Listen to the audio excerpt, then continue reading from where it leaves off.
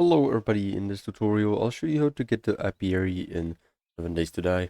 So to begin, first of all, to unlock the recipe, you want to go to skills. Inside of the crafting skills workstations, skill is going to need to be at the tier 3, which is going to require you to find or read 30 Forge Ahead magazines.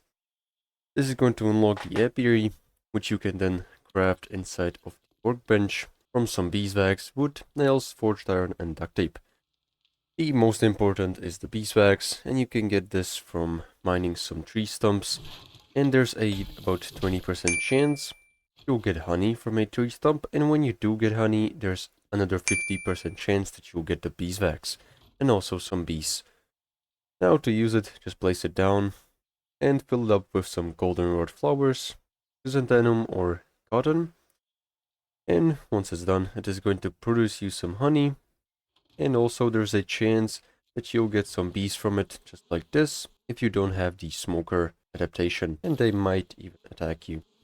To get it, you will need to reach another level, tier 5. So this is pretty much all how to get it. Make sure to like and subscribe if you found this helpful, and see you in the next one.